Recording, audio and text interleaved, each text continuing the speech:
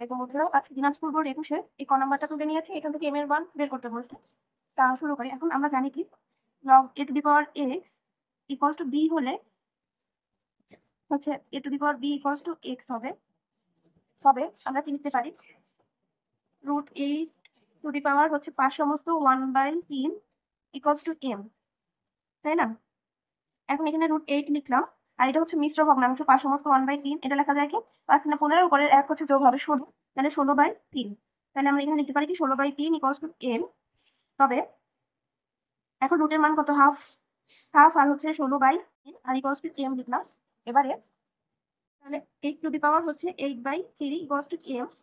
তবে এখন আমরা কি পাচ্ছি 2 এর কিউব করলে 8 হয় আর 8/3 ইকুয়ালস টু m। এখন আমরা কি পাচ্ছি দেখো ইকুয়ালস টু এইটা এই পাশে লিখলাম।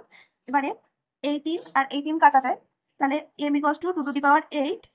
m equals to 2 to the power 8 মানে 216। এটাই x square minus y equals to 0 দেখা যায় এটা।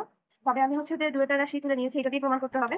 তাহলে এখানে মাইনাস ওয়াই জেড আছে না, তাহলে X square equals to Y Z লেখা যায়। এটা একটু করে নিলাম পরবর্তীতে সুবিধা পাওয়ার জন্য।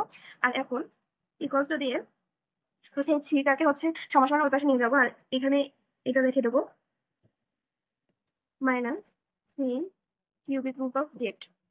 এবারে উভয় পক্ষে হচ্ছে যে বিকরণ করে দেবো minus C cubic root of Z. তাহলে এটা কি আসে A cube plus B cube plus 3a into b into a plus b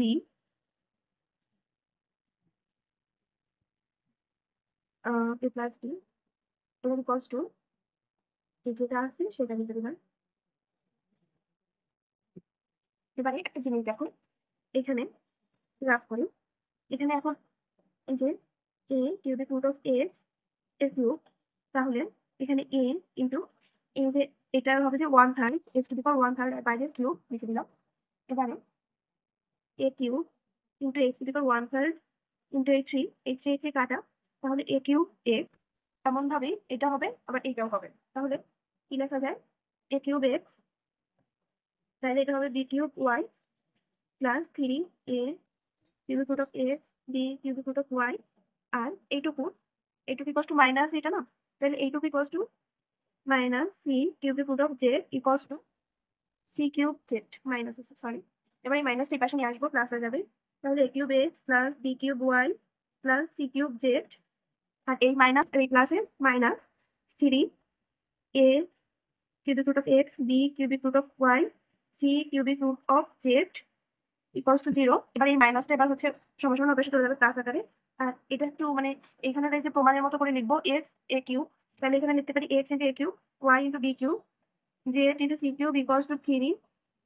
এটা লিখলাম b c কিউব z।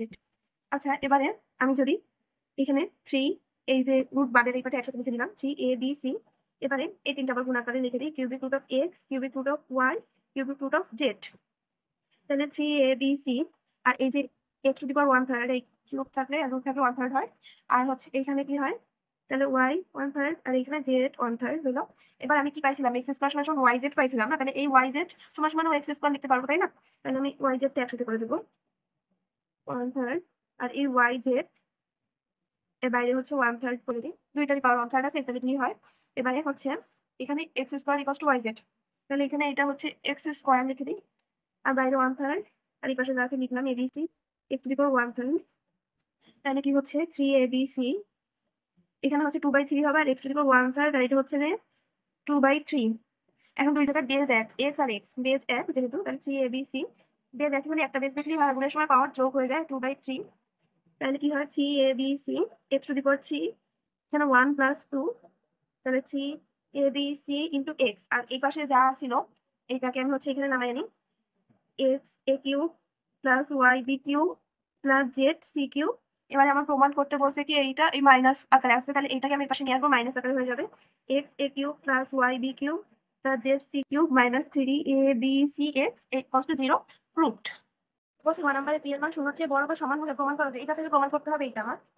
তাহলে হচ্ছে তুলে নিয়েছি আমি। এবারে এখন আমার p স্কয়ার মাইনাস এবারে হচ্ছে আমি a minus b whole square a square minus 2ab plus b square এই সূত্রটাই ফেলতে যাচ্ছি। তাহলে b স্কয়ার দিয়ে এখানে হচ্ছে c to the power 1/3 whole square আর হচ্ছে মাইনাস 2 একটা a তো পাইছি 1/3 আর b হচ্ছে রেডি করে নিই। আর b হচ্ছে 3 to the power minus 1/3 whole square, তাহলে 2/3 হয়। তাহলে এটা হচ্ছে b মাইনাস 1/3। এবারে হচ্ছে a minus b whole square হবে না এখন এটা?